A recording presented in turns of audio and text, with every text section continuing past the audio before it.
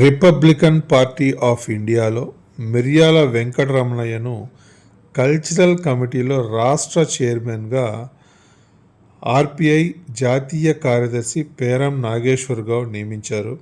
దానిని ఓర్చుకోలేని RPI party అని చెప్పుకునే మహబూబ్ బాషా అనే వ్యక్తి తనపై అసత్య ప్రచారం చేస్తూ వెంకటరమణయ్యను మానసికంగా ఇబ్బందులకు గురి చేస్తున్నాడని, అతనిపై చర్యలు తీసుకోవాలని మీడియా ముఖంగా తన బాధను వ్యక్తం చేశారు. Republican party national secretary Peram Shivanageshwara Gowda గారు స్వయంగా నాకు లెటర్ ఇచ్చాడు. అంబేద్కర్ భవనంలో ఈ కార్యకర్తల సమావేశంలో ఆయన స్వయంగా నెల్లూరుకు వచ్చి నాకు ఈ పదవి ఇచ్చి ఈ సర్టిఫికేట్ కూడా ఈ ప్రశంసా పత్రం కూడా నాకు ఇచ్చినాడు, అపాయింట్మెంట్ పత్రము. కానీ ఈనాడు మహబూబ్ బాషా అనేటువంటి వ్యక్తి గతంలో పార్టీలో ఉన్నాడు.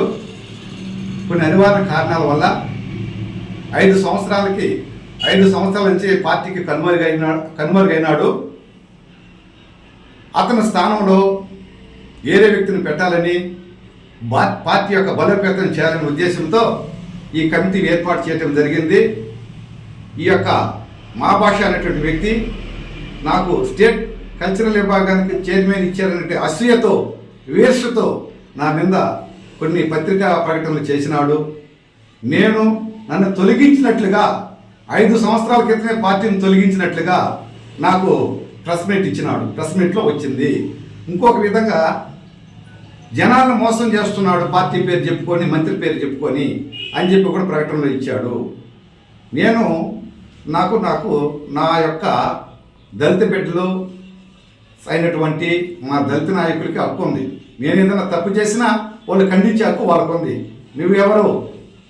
ఒక బీసీ వర్గానికి చెందినటువంటి వ్యక్తివి. నువ్వు పార్టీలో కేవలం సంపాదన కోసం నువ్వు వచ్చావు. బోరుగడ్డ అనిల్ యొక్క శిష్యుడవు నువ్వు. ఈరోజు బోరుగడ్డ అనిల్ నోటు దురుస్తు మాటలతో ఎంతో మందిని ఇచ్చరిడిగా నీచంగా సంబోధించిన పదంగా ఈరోజు అనుభవిస్తున్నాడు. నువ్వు అదే గతిపత పాలవుతావు. నువ్వు చిన్న పెద్ద నీకు గుర్తించు. నీ స్థాయి ఏంది? నువ్వేంది? ఒక బీసీ వర్గానికి చెందినటువంటి వాడివి. నేను ఎస్సీని సులకనగా చూస్తావా? చిన్నసూపు చూస్తావా? తెలుసుకుందాం.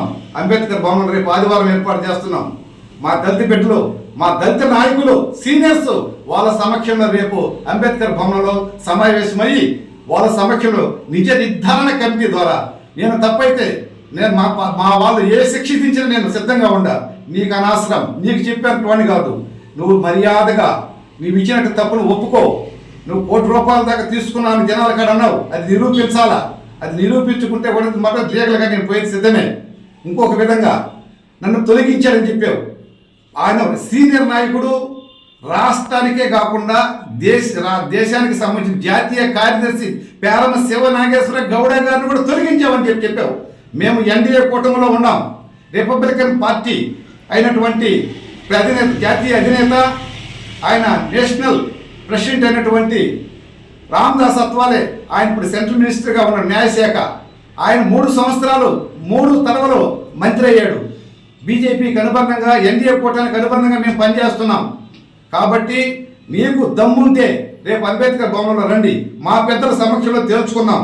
కాబట్టి నా మీద ఇచ్చినట్టు ఆరోపణలను ఖచ్చితంగా నిరూపించినట్లయితే నేను ఏ దానికైనా సిద్ధమే.